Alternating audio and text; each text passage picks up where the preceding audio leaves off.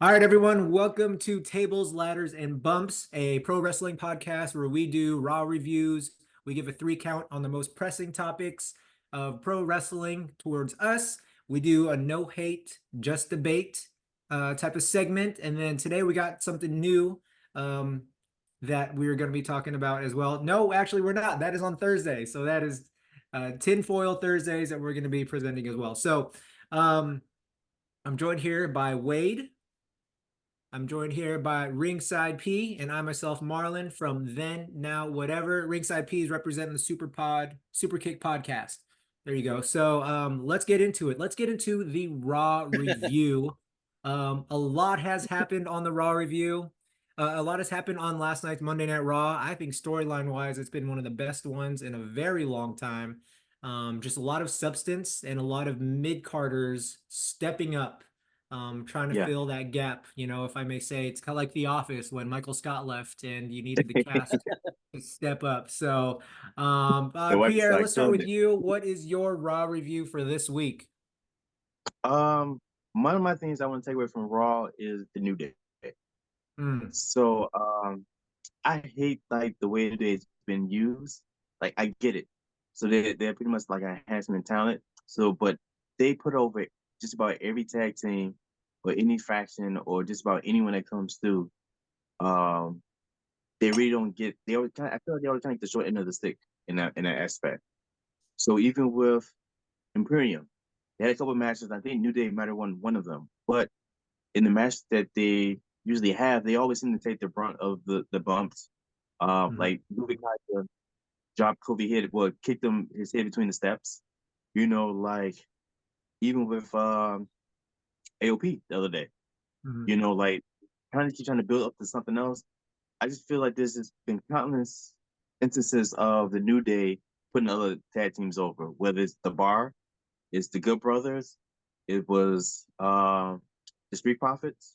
Um, Even when it comes to as a tag team, they face the New Day, and then the New Day loses, and it's like, well, the New Day are one of the best tag teams of all time.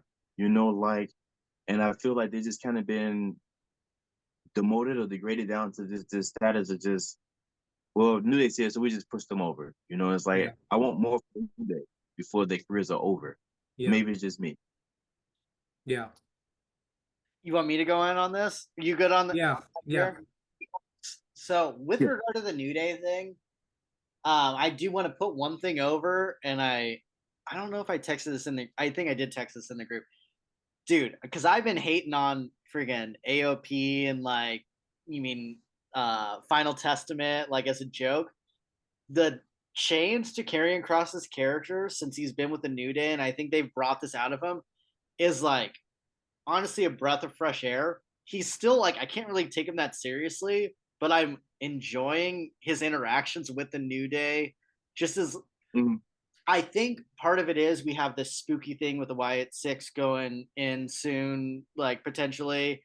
So he's had to kind of change Okay, his it's just too much character from spooky. being like, "Ooh, I Yeah. have these like cards, and like I'm going to lose the match with you, and then your life is going to change," which has been basically the story of his thing for the last year and a half, which is the worst story ever. But I really like how he's interacting with Xavier Woods and Kofi Kingston. Mhm. But I do get your point with the New Day. They're kind of used as, and I feel like this is kind of what happens. You mean when teams get low? I mean, they've been in for a long time. Um, Yeah. but if they 10 years. use this as like their stuff with Authors of Pain as like kind of a weird, you mean pseudo push for Xavier Woods, I'm here for it because that's what it seems like they're doing.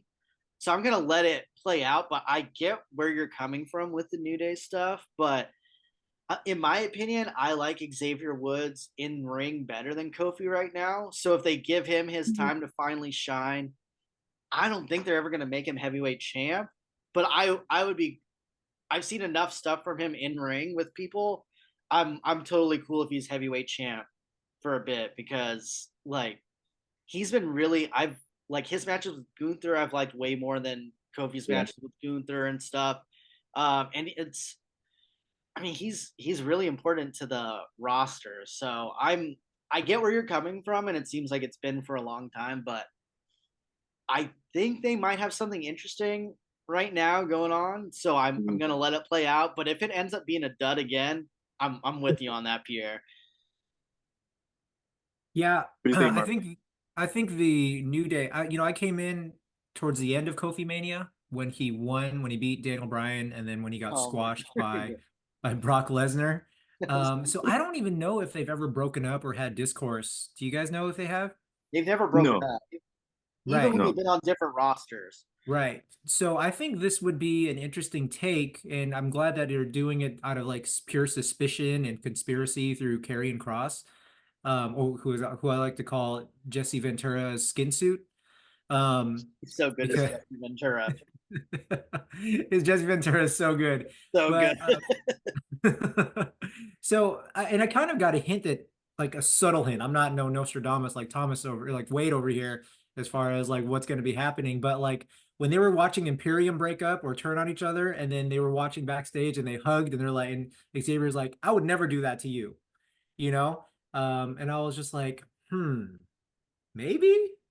So I kind of got a little bit like excited just at the possibility of that happening because from what I knew, New Day has never had any dissension or drama between each other. So I'm here for it. I understand where you're coming from too, Pierre, where like they've taken the experienced role, the senior role of putting people over like Natalia, or I know there's someone else who's Oh doing yeah, that. it is like the best example, to be honest. Yeah, Yeah, so it's like when they're just putting people lost. over, and I'm wondering, is this the fate that they accept in their career, like Dolph Ziggler, who is just like paid to take bumps and make other people look good? Because some people Yeah, accept that role, right?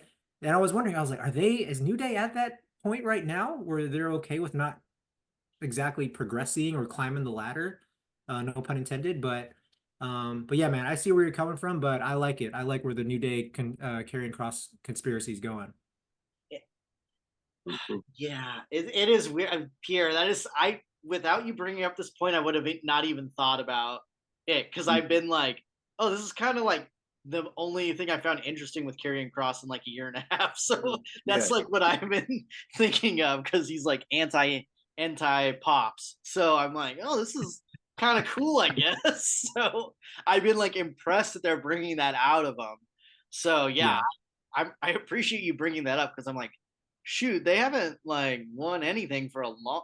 When's the last time no, they won a yeah, belt of any kind? Anyone in there? man. I feel like it was Big King E? of the Ring. maybe 2019. I When feel did like it's been yeah? a Because while. was it Big E probably? Because when did he get hurt? Big E, yep. Big Yeah, E when he it's like went that was when he like went head to 2 years. head versus Roman and they were holding belts up to each other. Um That was like and pandemic time, right? yeah, it's Yeah, pandemic time. And then I think Xavier Woods won King of the Ring Oh, 20 see, 2021 or something. 21 yeah. to So that 22. was the last time like Woods had like a push was like he in the ring. So I was happy when he got that. That was Yeah. surprising, you know. And I know that was Yeah. something that he really had wanted. But then so to go from being king in the ring to get Mhm. stumped out by Roman Reigns and get your crown pretty much smashed to it meaning nothing to now going back into this role where you guys are kind of like just jobbers in a sense. Right. Right. So I want more for the new day. I want a new Well, day for the new day. there you go. There you go. All right. If you're watching or listening and you hear these thoughts about the New Day, what do you guys think about where WWE Creative is taking them with it? Do you want another New Day push as a tag, or do you want them to be pushed as singles, or do you want them to get buried and job out, or mentor the younger talents who are trying to get over? So let us know. Let us know in the comments. Also, if you want more of this content, please be sure to like and subscribe, and we're gonna bring you guys even more. So, Wade, what do you got for your Raw review this week? Yo, I'm all in to Liv Morgan right now. I was like hating on it. I think last week. This whole dude, I'm her stuff with Dom, like her touching him. I was like, I feel really uncomfortable right now, but like in a good way. I'm like, this is like, she is. She didn't have to wrestle a single match with maybe why I was like more into it, but like Yep. I'm not trying to very good looking girl. but like just she plays that role of like the seductress like so well, and Dom's doing a great job with it, like trying to be like, and even Pat McAfee, who usually annoys me, like his like video thing of like, oh, Oh yeah. trying not to even look at her, and then he's like, oh look, she played with his mullet, and he really likes that. Just going through all that, I'm like, dude, this is like, I'm all into this. It is a soap opera. Her like saving him and stuff, and like Finn's getting pissed at him. All of this, this is the most interesting the Judgment Day has been in like probably Yeah. 5 months. Mhm. Um, Mhm. and yeah, I'm like, her character work is really good. I think I'm not a huge fan of her laughing, her fake laugh in particular, but everything else, like she's doing a really good job with this. Yeah, I was like kind of hating on her. I've been hating on her for like the past few weeks, and like, oh, like I don't like her matches and basically anything. But now that it's been more of this character work, and she's like, I'm trying to take everything from Rhea, even Dom, and I'm like, man, everyone. If people didn't hate Dom before, they're gonna hate him now because it's like everyone kind of thinks Oh yeah. Lives, you know, they're like, Oh, man, totally. Yeah. Lives Yeah. the best. Like, you mean super cute? Like, I'm pissed that Dom had Rhea and then now Liv. Like, what the hell? Like, so yeah, it's like ultimate heel heat, and I like also sympathize with Dom trying to like pull this out, and I'm like, man, what's his life at home because he's married? You know what I mean? Right. Like, dude, Right.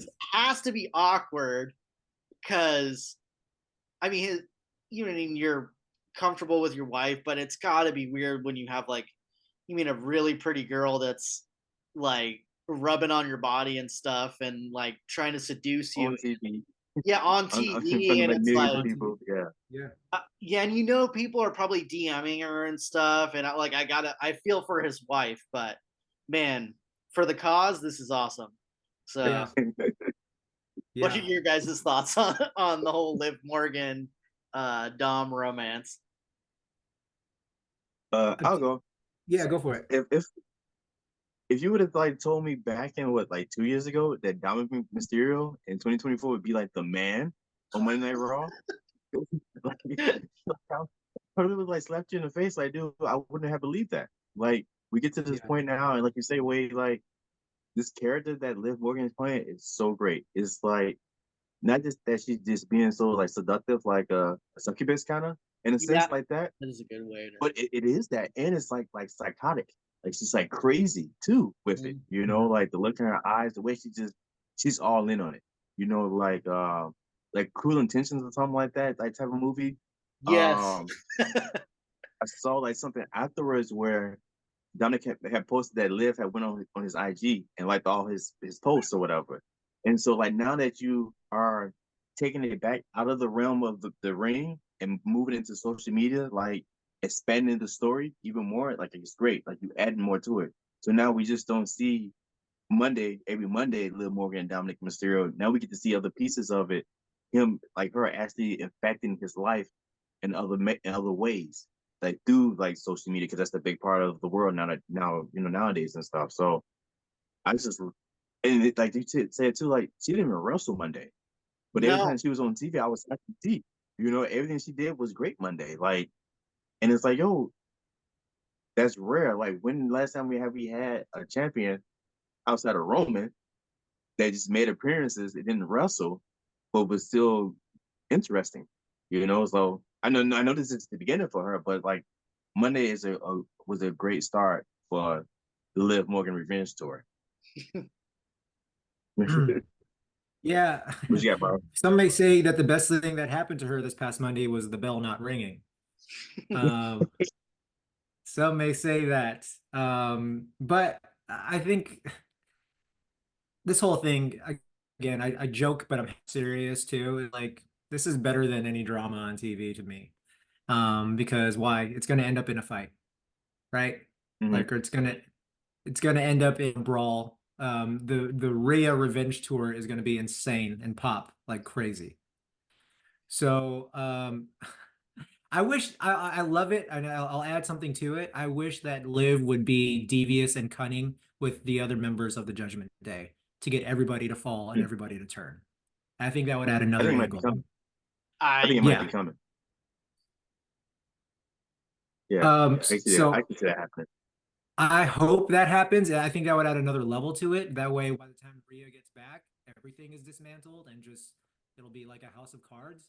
So that would be the only thing but I agree, totally agree with you guys. All right. Cool, cool. So if let us know what you think about the whole Liv Morgan, Dominic Mysterio / Judgment Day situation. And do you love it, like it, hate it, want more of it, want less of it? Is Liv still mid in your eyes? Because we know that Thomas has changed, or Wade has changed his mind. Maybe no longer mid Morgan. But let us know in the comments. it's Goat And Morgan right now. Yeah. all right, y'all can still hear me, right? You can see me? Yep.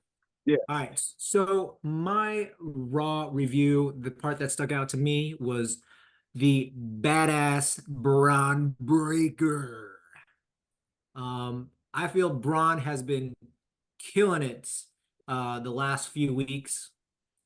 And the reason why I say that is because I feel this is like the Jurassic Park situation where they first get to the park and they're seeing goats and livestock be fed to these primal beasts.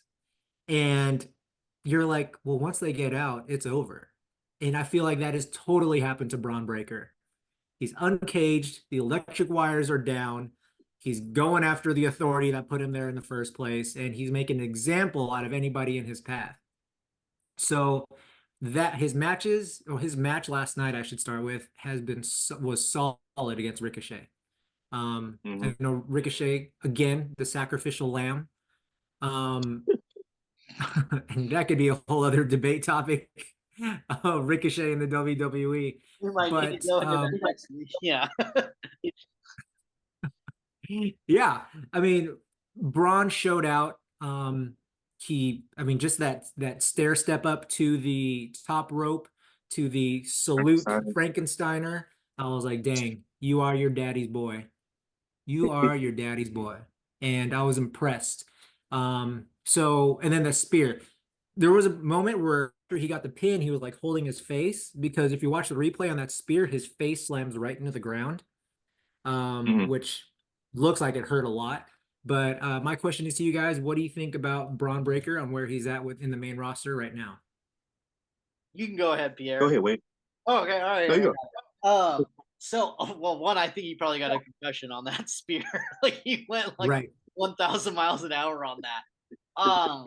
Man, that Frankensteiner, um, like if I'm like comparing things, like okay, let's look at like LA Knight, who doesn't have that many moves. If like, I have Braun Breaker, even though like he's not as good on the mic as LA Knight and all that stuff. His matches are like even this one was like I was into it. And they finally like let him wrestle a little bit, and they obviously like hobbled Ricochet a little bit. But I mean they're gonna have him wrestling Ilya soon, and that shit's Oh gonna yeah. slap. Like you know what I mean? That's gonna go hard as hell. Like Oh my Ilya's gosh. gonna like sacrifice himself like and get impaled by a spear for sure. And I'm A like, literal one. yeah, like literally, like he might actually get speared. Yeah, like with an actual spear. Yeah, and he's gonna be laughing after. But I'm, I actually like what they're doing with his character because someone who you get drafted like super high up and you don't get into the King of the Ring, it's like building up. The King of the Ring's done. Usually, as soon as these things are done, they're like, all right, it's done. And then the guy walks around like, you mean with a crown and stuff. They're still building up how big of a deal this King of the Ring is thing with Braun Breaker just like going nuts, like beating people up like through the back and everything. So I like it because this is setting up next year for King of the Ring. We should be even more looking forward to it because like dude, like Braun Breaker didn't make it in last time. He's a beast and he like basically killed everyone on the roster because he didn't make it into this tournament. And I really want him to wrestle Adam Pierce. Like I am That is like wrestle or spear Adam Pierce. Like I need that in my life right now. So like I That's a good I angle. I I like think we're that. leading to that because Adam Pierce was like a decent wrestler and stuff. I think we're heading to that point where he gets speared or they wrestle a match, but um I like what they're doing with this, and it's had multiple effects on the roster. Not only like I heard people like barking in this crowd, and it was like a pretty hot Yeah, crowd overall, but they're Loved it. barking and yeah, stuff for Loved it. this heel that he hasn't even wrestled a good match until today. Like he's been like basically fatalitying people in like 30 seconds. Yeah. Um, yeah. so it's like the people who are there, how many of them you've seen on NXT? Probably zero. Hmm. So like this is I'm honestly like pleasantly surprised with how they've like built him up on this roster with what I thought was a terrible storyline at first. And now I'm like I'm kind of into this and we're getting to him and Ilya, it seems like, and I'm like I've seen this on NXT. This is gonna be awesome. So Hmm. yeah, what do you think, Pierre? So like with me when I first saw him in the main roster and he was having all these squash matches, I was like, man, like I already kind of had a kind of an idea. I didn't really watch any of his full matches on NXT, but I've seen highlights, so I knew that he had a pretty decent move set. So I knew he can go in ring. So Yeah. I'm like, man, why are they holding this guy back? You know, and so like I was getting tired of squash matches. I didn't want them to turn him into Bromberg in a sense, a new Goldberg version. Hmm. But Such a good way to describe if it. this is the Goldberg version you're gonna give me, I'll take that. Because like I say, Monday night, that step up Frankensteiner was immaculate. That was awesome. Hmm. Um and I mean it's Ricochet, right? So Ricochet can sell water to a well. He's Yeah. amazing at that. He make everyone look better. But also Brian Breaker is good. Like he's Yeah. actually a good wrestler. You know, so watching that match last night, watching the intensity that he is displaying, definitely I know we're gonna see Dragunov in him. So I look forward to that. And I am liking the direction now that they're going with Breaker, Braun Breaker. I kind of want them to change his last name though. Honestly, get rid of the Breaker part. Call him Steiner. We know he's Rick's son, so call him that. So call him Steiner. Constant. Then it'll be Braun Steiner, whatnot, whatever, and just go forward to that. But from last night, from Monday Night Raw, I don't have any complaints about what they're doing with him. I love it. Yeah. I think changing the last name to Steiner might be a thing if he's ever managed by Paul Heyman. Um, that could be a good transition to do it. I had a question with that, guys. Just I think his ceiling is higher than any Steiner, personally. That may Hmm. be a wild take, but I think Hmm. he, because Steiner, and I'm a bit iffy. Like my favorite thing is like Steiner Math, which is his uncle. I Uh, knew you were going to bring that up. I mean, it's like the greatest segment ever. But I feel like Braun. I just think Braun Breaker sounds cool as hell, man, and like he Hmm. literally breaks people. Like, Yeah. so I get the Steiner name is like amazing, but I honestly think he has a higher potential than either Steiner because his athleticism's like unreal. Like those dudes were like juiced out of their minds and like Yeah. it's really cool. But like I mean, dude, I think what is he running? Them ropes 23 miles an hour? Like 23 miles an Yeah, hour yeah. and moving the ring every no time. Steiner's touching that, man. Like Yeah. I think he has a higher potential, but I do think it would make him more accessible to other people. But I mean, if he's been in the roster like 3-4 weeks for Raw and people are barking already, I don't know. Yeah. I think we don't need Steiner. I think Breaker's like the way to go. But I get your point though for sure. Like Especially if they mentioned, well, Adam Pearce calls him a dog faced gremlin. yeah, So they made that's a good so point. it's Yeah, like, if you're making references back to Steiner, just do it. might as Hmm. well. Yeah, that's a good point. Yeah, they're trying to like play the cute card with it. So Yeah. I mean, they could clean him up. I mean, Michael Cole or somebody said he's unmanageable. So I'm like, all right. So they're going to throw a manager in his way at some point. it's gonna be Paul Um, Heyman. Yeah. yeah. Yeah. He'll be wearing mock turtlenecks and blazers, at some point. If he does sleeveless turtleneck, I'll be so pumped, like Christian. But Oh, good old Christian Cage. Um, who wears those? It's so funny. My arms are hot.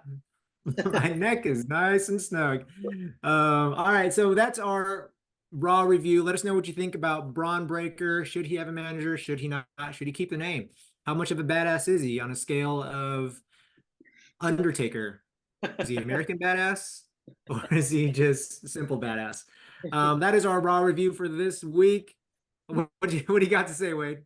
it's just the Undertaker thing. Is he American badass or simple badass? Yeah, it's like, is he the American badass or dead man? Yeah, like Or either way. or is he the dead man badass? Or is he... So funny. Oh man, that was a thing when he came out to Limp Bizkit and or Kid Rock. That was a thing. Man.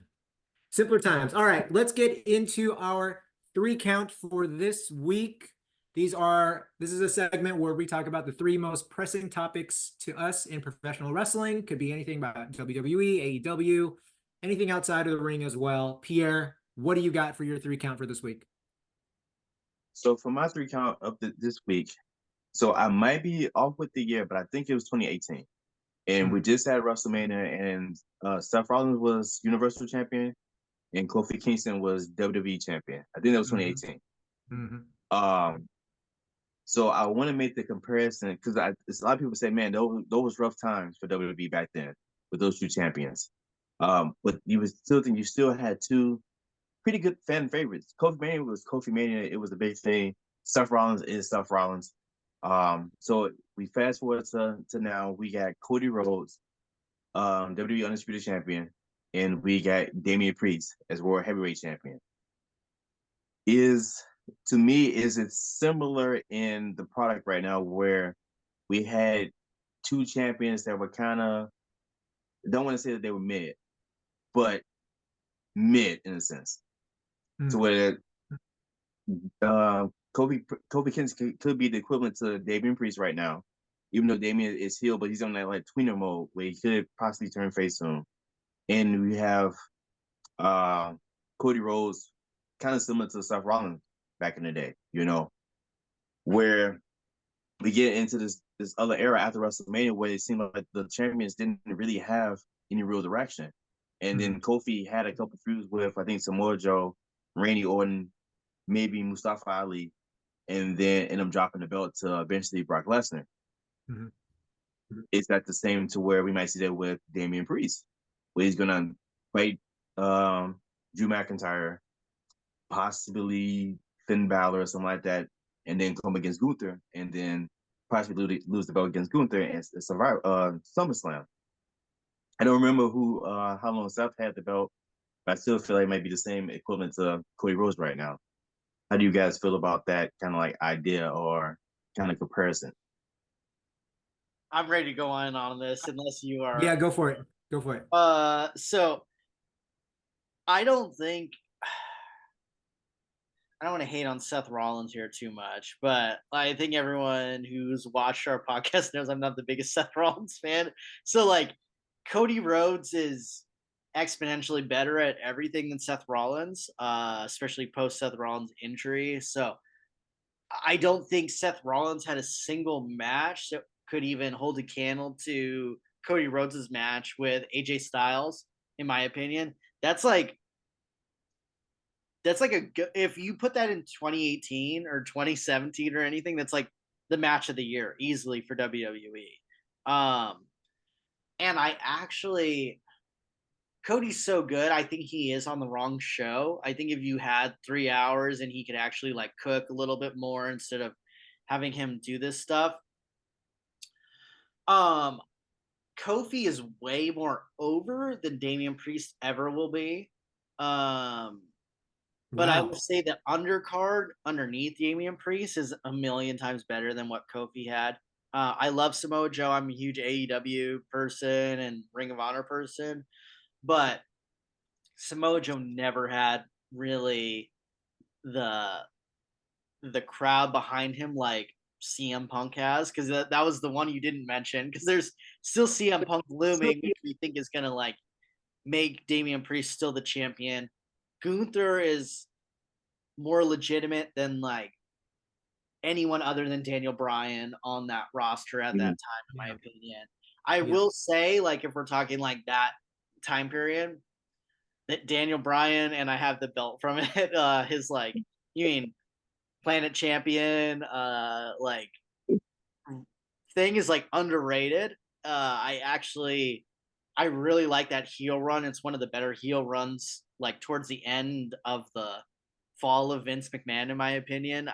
I think it's like super unique and was really well done. But Kofi Mania was also cool. But once he got the belt, it was kind of like I think it's closer to Kofi being closer to like Cody, where it's like, oh, it happened. You know what I mean? Like, all Cody right, what Mania. happens now? You know, so Finish the story. yeah, like, oh, we finished the story. Kofi Mania is over. Oh, you're wrestling Samoa Joe. I mean, I guess that's cool. Like, oh, you're going against AJ Styles. Like, Yeah.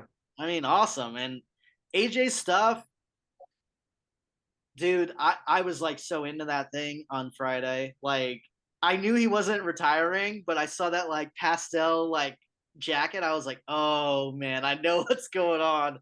And I was like texting you guys. I'm like, I hope. And I love Cody, but I'm like, I hope AJ kicks him in the nuts. Like, it's like I'm here for it. Let's see some chaos. And the Good Brothers finally were useful. So I mean, the fact that Cody has a feud right now that the Good Brothers were useful automatically makes him goated, because they're about the most useless thing ever right now. So I don't know. I'm pretty here for it, and I just don't think anything Seth. I think this is the best run Seth Rollins has had recently, other than Shield stuff. Mm-hmm. I think any belt he's had is kind of like, like he's gonna have some cool matches, and like the character work's gonna be pretty terrible. So I'm kind of like, I don't know. I think it's way better now, especially if you consider the women stuff on top of that. So yeah, I think that's a good parallel to point out, though, Pierre. I mean, you know, we got these, I wouldn't call Cody mid card, but like we got these upper echelon wrestlers right now holding these belts, comparing them to that 2018 stint, and that hype was real. That was because when Seth won that's when he low blowed Brock, right? And it was almost like a squash match, but it was just like really fast. I think something like that. Yeah. There's a cash in, right? Wasn't it? Or no, that was a different. No, he only had one cash in. No, that's right. That's my bad. Yep. Yeah, so I think that those were similar things where like once they won, they're like, okay, what do we do with them now? But now I think the path for Damian and Cody, it's more multi-level, you know, more than three-dimensional, or three-dimensional, I should say, for how their booking can go. You know, I do like those people too: Samoa Joe, Mustafa Ali, Daniel Bryan. Those were cool times, but like after that, like a lot of those characters like didn't do well or didn't sustain. And now you have a roster that is tied with so many storylines, or can be in an instant, and it would work just fine. So I think if we're going to compare it 2 versus 2, I think Damian and Cody definitely outshine, just given their circumstances around them as well. Pierre, I have a question for you with this. If they switch Cody and Damian Priest roster wise, do you think it would fix any of the issues that maybe you would have in your head? Because Raw is deep. Yeah. So I think that Raw might have the better roster for Cody. Yeah. As far as like characters and stuff like that. Because outside of him being on Smack, we getting another match with him and AJ Styles, which was going to be great. But the only other matchup I'm looking forward to would be Cody and Randy Orton, and who knows at what time we getting that, you know? So it's like, and so and I feel like on Raw you have him versus Drew McIntyre, him versus Gunther eventually, him versus possibly CM Punk. Jey Uso. Oh man, I'm like here for all those matches. Yeah. So I think that might switch it. and it make Cody's title run a little more exciting. You know, the possibilities a little more exciting for him. Hmm. Because after on SmackDown, after who's the person you had stated? AJ or no, it was Randy Orton. Who after Randy? My only other one is Andrade, who I'd want to see him wrestle. Kevin Owens. I guess, yeah. Yeah, that'd be a cool match. But it's like But there's not that many. storyline wise, yeah. Storyline wise, I think there'll just be good matches he'd be having on SmackDown, and I don't think the story would really be there. At least for me. Would Even LA on Knight be Raw, jumping you the have shark if they did LA versus Cody? LA Knight, I don't want to see Yeah. that at all. Like that. Yeah. What about Carmelo Hayes versus Cody in a serious PLE match if they built it? I mean, dude, that's kind of small potatoes a little bit compared to like the Raw people. Like by the time you get to someone at Carmelo Hayes' level, that's like Ludwig Kaiser. You know what I mean?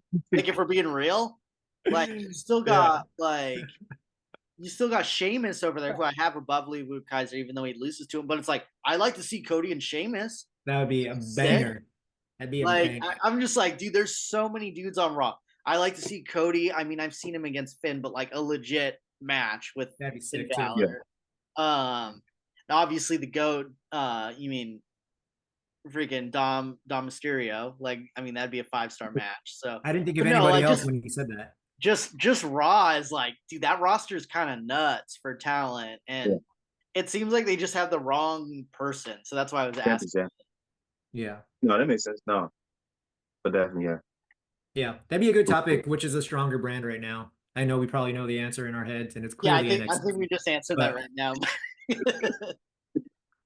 Clearly NXT. Except So for women's SmackDown's unreal. Like if you look at the women's roster for SmackDown, you're like, okay, we got Bianca, we got Jade, we got Tiffany Stratton, we got Nia Jax, we got Naomi. It's like, dude, what the like? And then we got you mean Charlotte Flair's on there too, and she's like coming back from that's like freaking the and Bailey. That's the craziest roster ever for women. Yeah.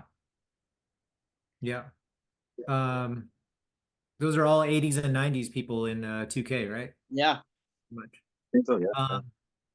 No, great topic, Pierre. Let us know what you think about the current title runs, even if you think they should switch up brands, if that would be better or worse, and which brands that they should be on between Raw and SmackDown and Cody and Damian, relatively speaking. All right, Mr. Wade, what you got for your 3 count?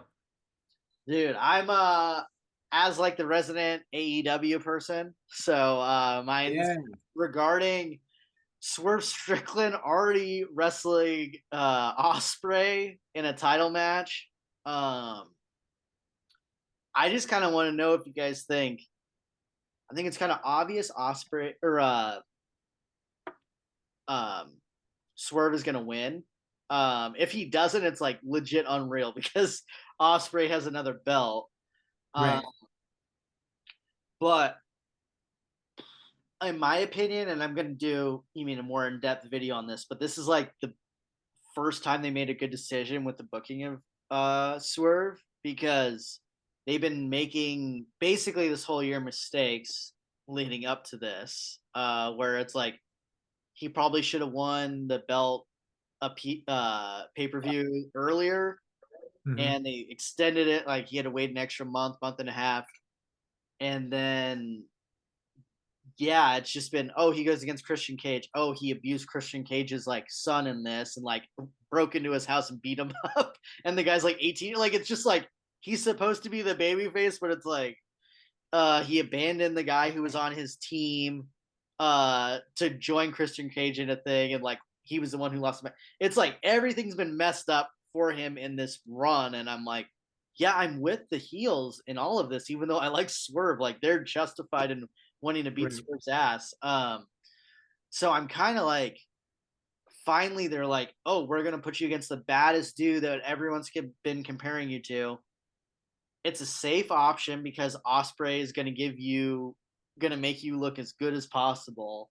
But is it the right decision? Do you think they should have done this, or should they have you mean trusted Swerve to kind of, you mean done it himself without having Osprey, you mean give him a 5-star match because that's what's going to happen with Osprey. It's a 4 3/4 star floor for Osprey. Guarantee. Yeah, like I don't think he's Yes. had a match below, to be honest, like 4 stars this year. So Yeah. what's your guys' Couple thought? questions. Couple questions. One, who's the face and heel in this match? No one knows. No one knows because we don't know where Swerve lies, pretty much, right? Both of them are basically hybrids because technically Osprey is in a heel group, but he's kind of leaving them and won't use his move that is like the heel finisher. Hmm. Both of them are over as hell, but I Mhm. would say technically Swerve is probably the heel. Mhm. Because Osprey hasn't done any heel things in like since he's been in AEW. But Right. it's kind of like that's part of the problem. Right. Who is the Right. heel? Who's the face? Right. I mean, which would still put on a great match, because both Oh of them yeah, are still over in AEW anyway.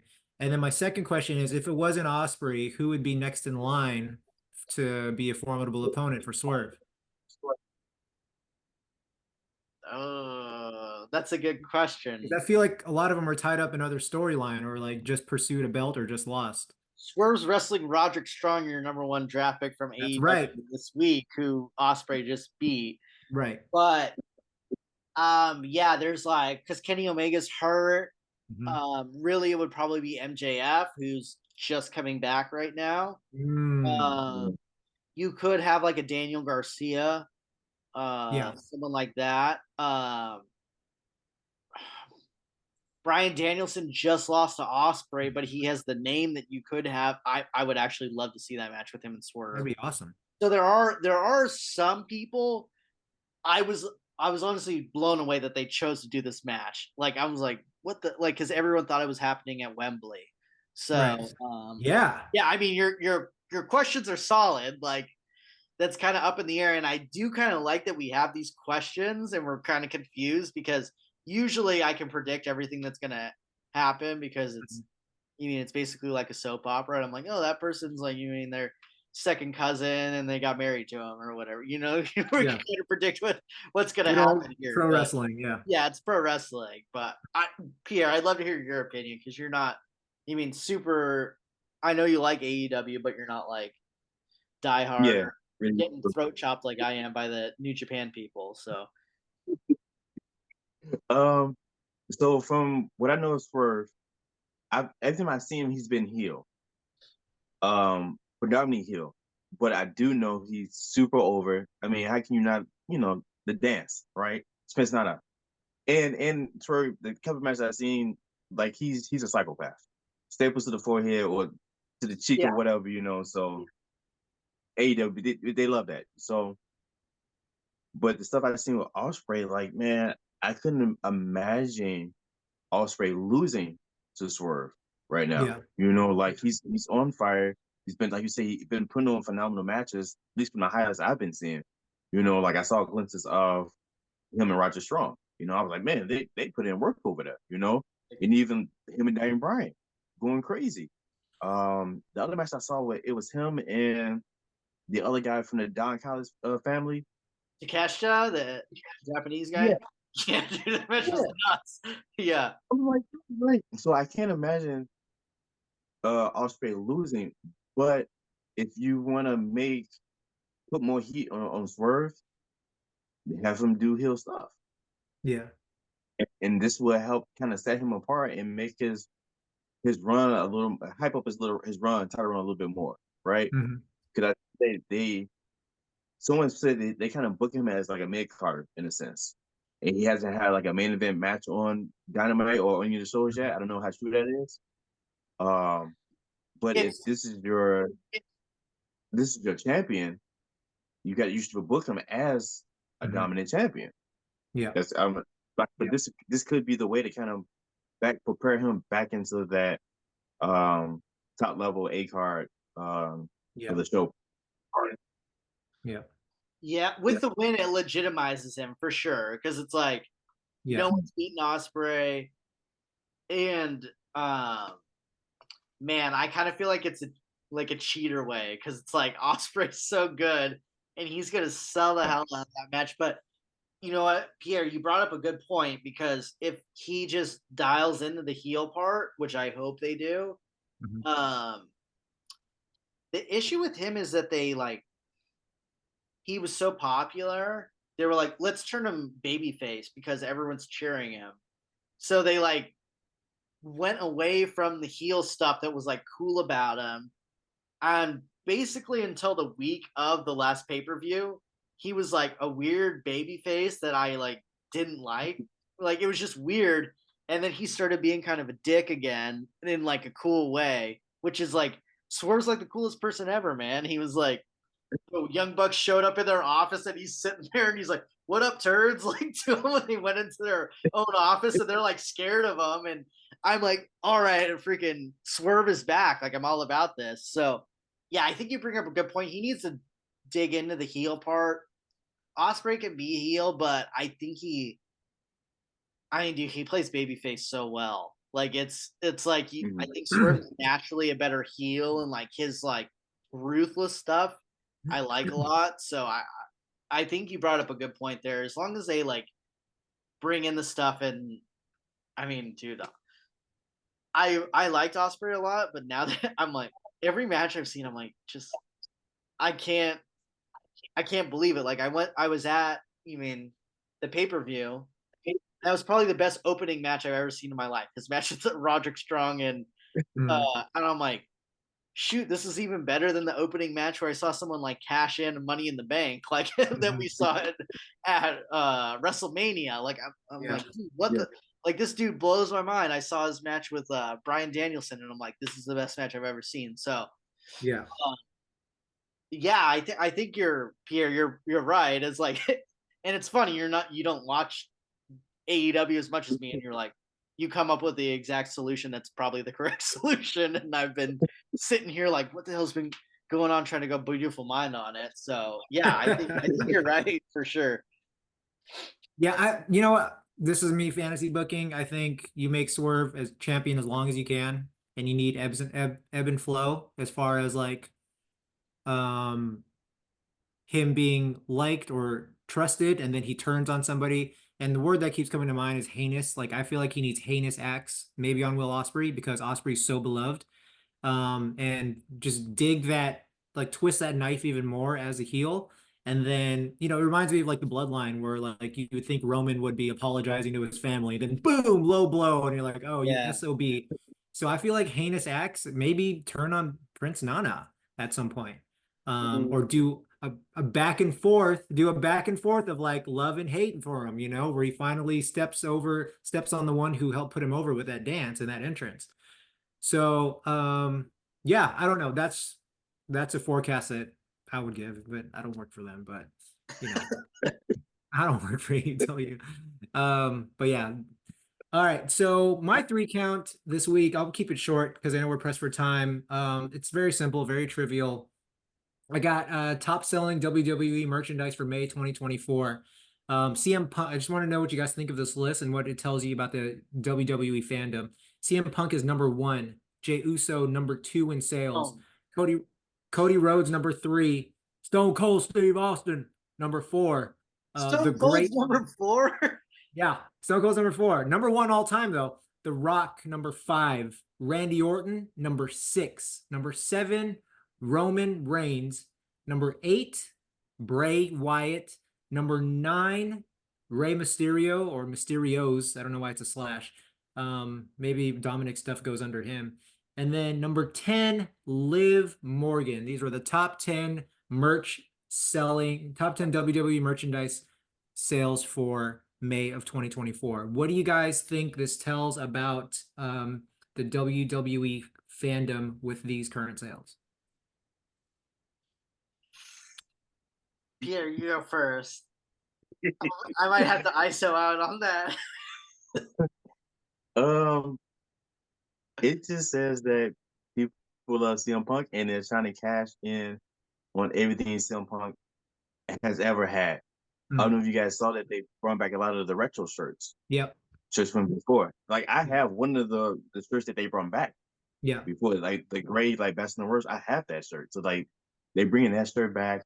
The yellow GTS shirt, another shirt that they bring it back. So it's just like you guys are just trying to capitalize on CM Punk's like star power, which is cool. It's understandable. Like he is CM Punk.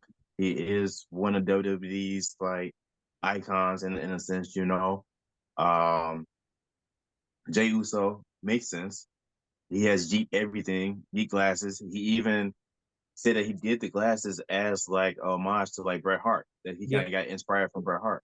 So that's cool. So I get that. So you really trying to push over Jey Uso as a baby face even more. If he even needed it, he didn't need anymore. The Bray Wyatt stuff. I've never been a fan of the Bray Wyatt merch for some reason. I feel like it's kind of been like as creative as Bray Wyatt is, the merch sucks to me. Who else? Who was number 3 on your list? Cody Rhodes. Rhodes, the other person whose merch sucks. It's true. Yeah. That's so true. Yeah. It's the ugliest logo, dude.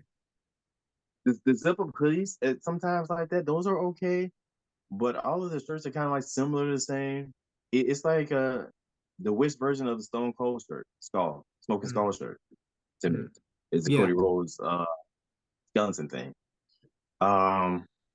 Who else? Number 4 was who you had number 4? Shoot, I just lost it. Sorry.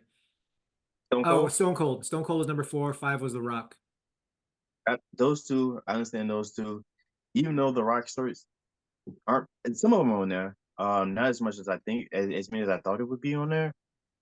But it kind of says that a lot of if majority of the people, CM Punk is out.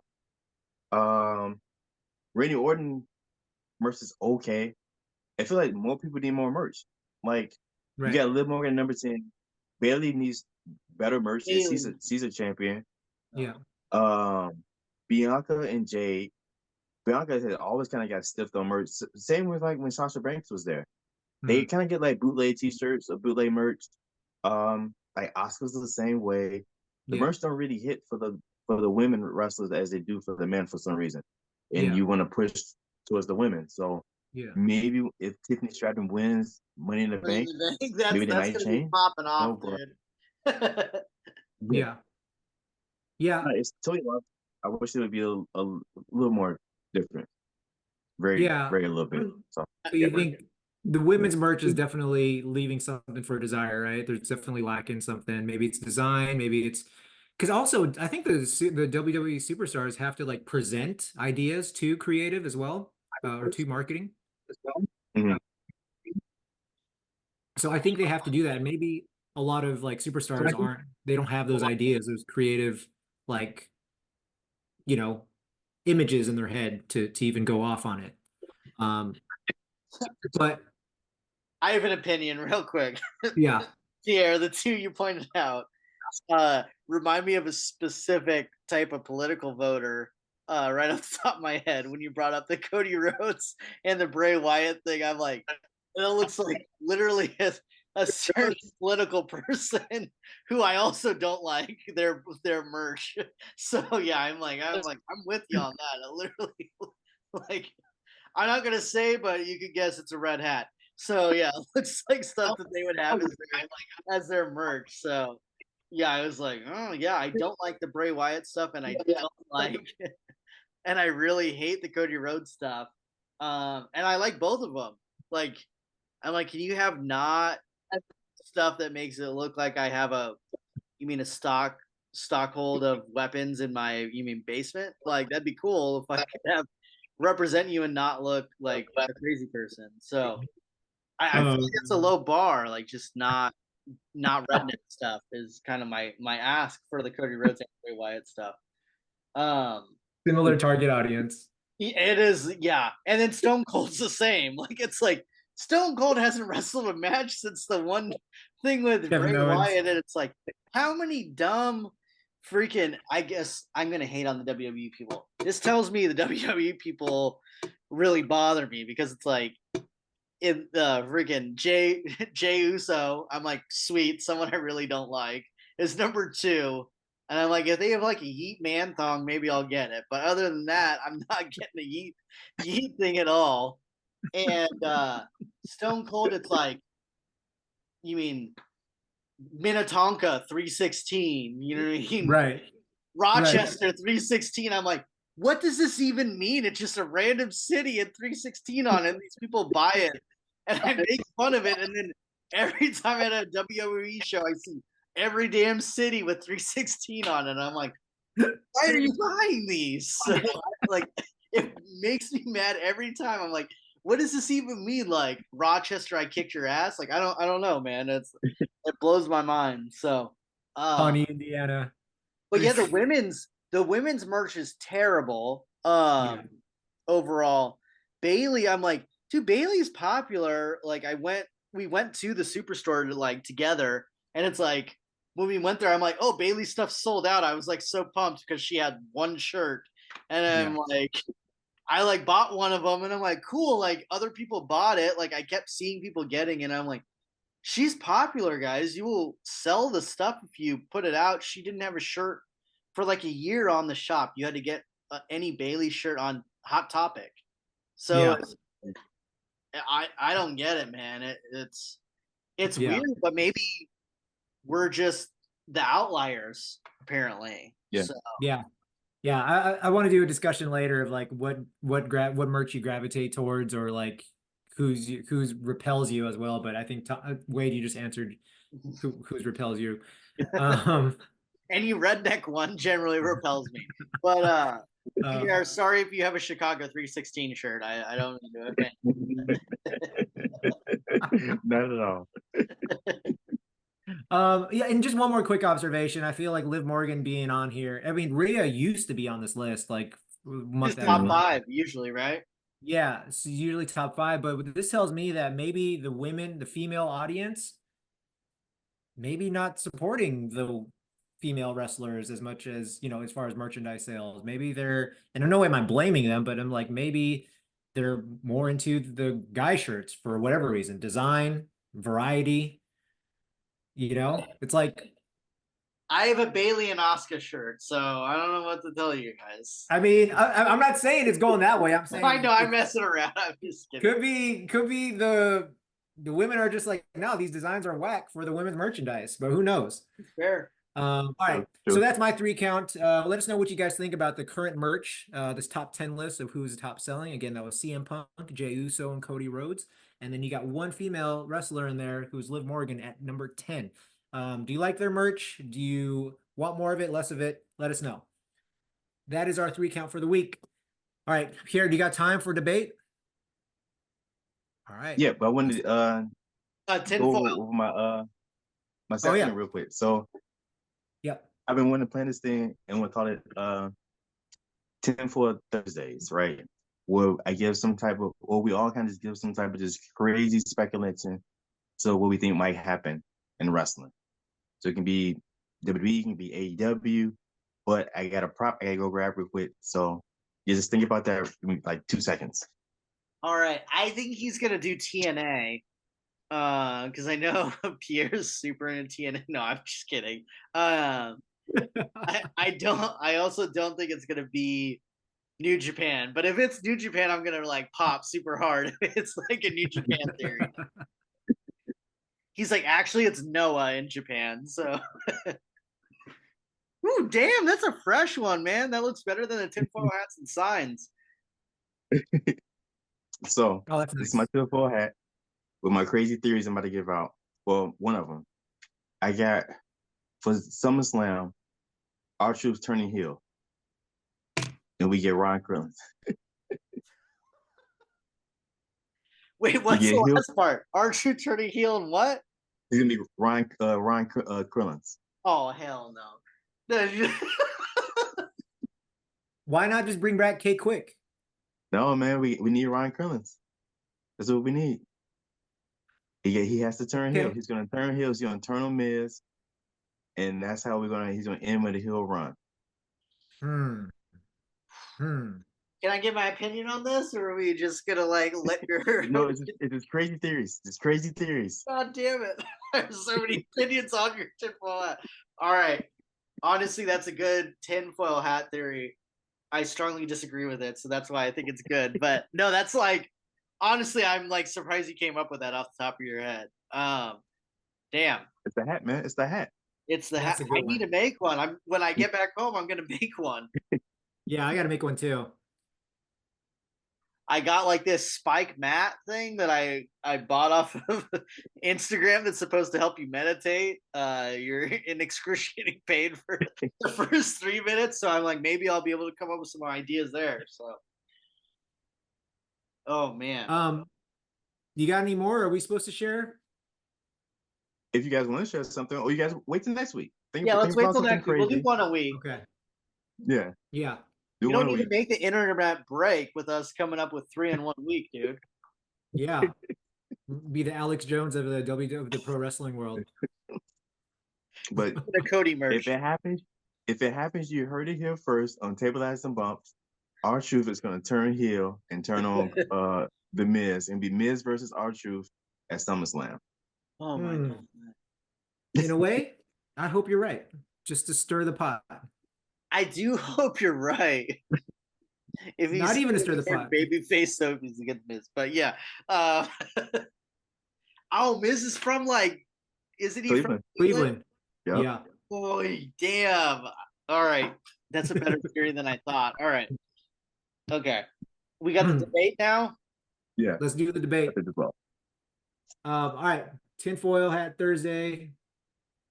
Tinfoil Thursday. Let's go next week. We'll do it. What was my debate topic that I had? Oh, all right. So this week's debate topic, and let me type this in my phone so that way I know the number that we're going to choose between 1 and 10. I'll type it in our group chat here. All right. So this week's debate topic is the Wyatt 6 will, with the end of this, the culmination of the QR codes and Uncle Howdy and the crew, will be a flop or a pop. All right. So you guys got to pick one side and decide if it's going to be a flop or a pop. All right, I got my number written down here, and who wants to go first? Who wants to choose between 1 and 10? You go wait. 5. 7. 7. It is 7, right on the nose. So, Pierre, you choose, and then Thomas, you get to decide who goes first. Oh man. I am going to pick flop. Oh, I get the first one every time. Oh. We get 1 minute, right? Yeah. All right. I'm Thomas, so mad. Wade, do you want to defer, Wade? I'm going second for sure if I get stuck with the third sandwich. Yeah. Okay. Okay. All right, Pierre, whenever you're ready. All right. So Y6 is going to flop because it's been like 4 months now since beginning these QR codes. It beginning to start off dope and it was hyped to it. Because as we continue on, it's just too much to me. Like, do I have to go from Rush Raw? I gotta watch SmackDown. I gotta watch Raw Talk. I gotta watch Talking Smack. I go to the W What's Up app, W Twitch, W.com. There's some other website now. It's some of it's too cryptic. I don't have enough time to really invest into everything that's going on. That's just that part. Then we get to the actual part of the characters, and it's like, yo, unless you gonna tell me that Bray Wyatt faked his death and he's still alive, that's my other tinfoil theory. I don't see how this really works. Like, I trusted his thought process with all that stuff. So now with him not involved in it, quote unquote, not involved in it, and we leave it up to his brother and whoever else in creative, like, I feel like we saw what creative tried to do with Bray Wyatt and the Fiend. We got Goldberg versus Bray Wyatt versus the Fiend. We saw how that played out. I think that's gonna be another case of that. Like, this is only gonna run maybe a year, if that, and pan out and be a dud. All right, that is time. Thomas, All right. you ready? Or Wade, you ready? Yep. All right, here we go. Go for it. This is long-term storytelling at its finest. Nikki Cross has been setting up this thing for like 8 months. You know how she's been staring off into the space and just walking around? She's been looking for Uncle Howdy that whole time. This is the best storytelling we've had. This is even better than the Bloodline. Have you seen Dexter Lumis wrestle in NXT? I didn't think so. 5-star matches only. Um, we got Bo Dallas up in here. Uncle Howdy, coolest mask I've ever seen in my life. Doesn't look cheesy at all.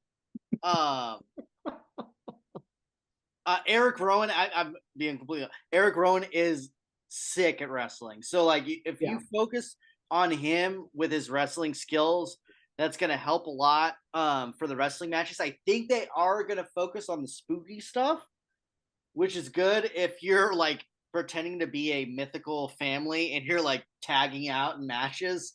Kind of steals away the like mystics with that. So I think no, I think they are going to focus on the spooky stuff. So I'm like all here for it.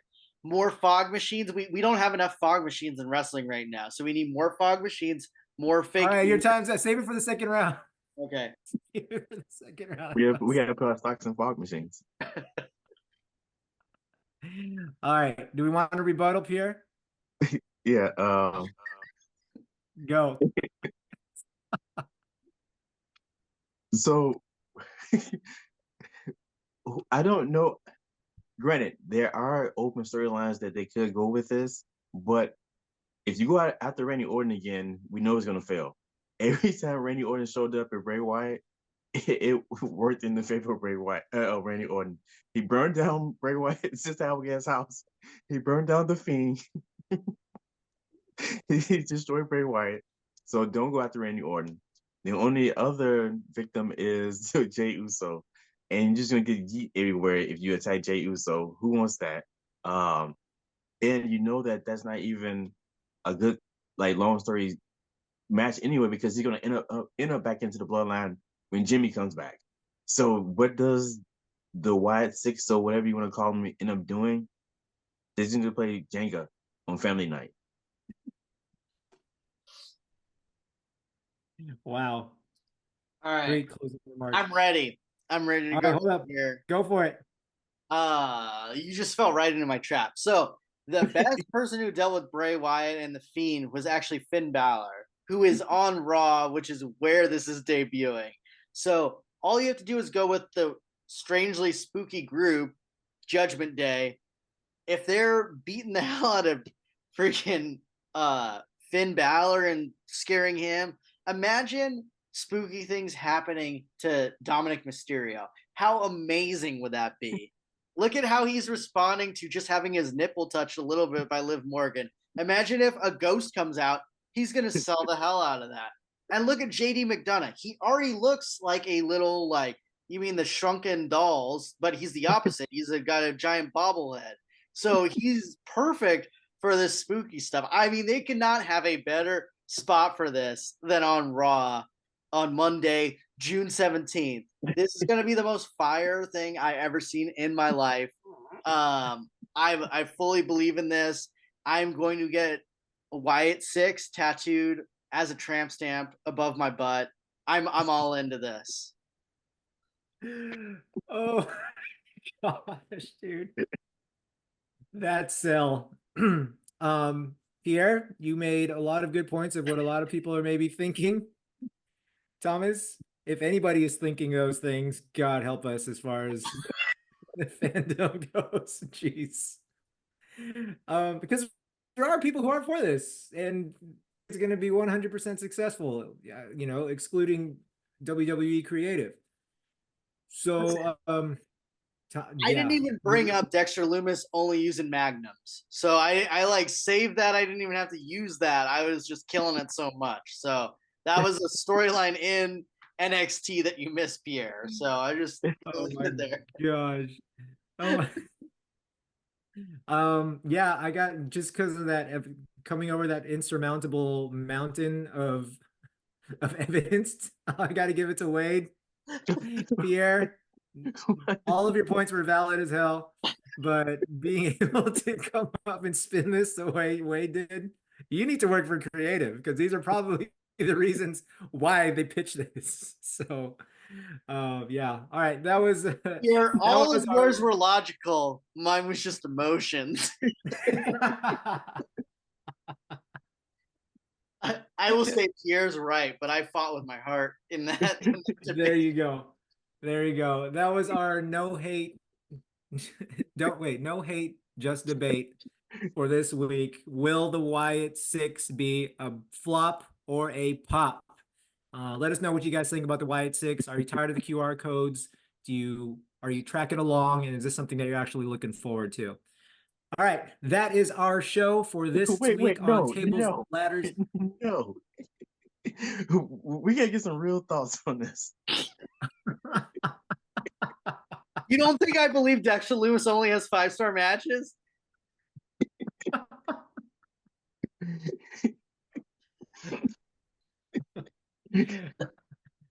I think we should save it for another segment. Okay. Pierre's upset. I just made up so much. He didn't think I was gonna go balls to the wall on that cell, did you?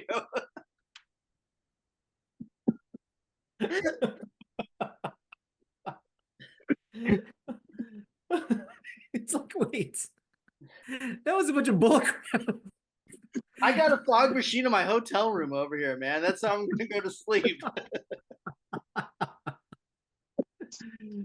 I feel like the scene in Big Daddy when when they were doing the spelling bee and do it spell hippopotamus. Like, this is bullshit. I will say, all of Pierre's points were legitimate. Mine, Yeah, not so much. But I believed in them when I was saying that. Oh man. As Pierre's saying that, I'm like, that's true. Like, I agree with every single thing he's saying. dude. And I want it to work. I want the Y6 to work. I know it would be such wasted efforts, man, if it happened, if it didn't. Oh man. Thomas, You when don't he think pulled I'm out getting a long-term Wyatt 6 storytelling. tattoo? Pierre, you don't think I'm getting that tattoo?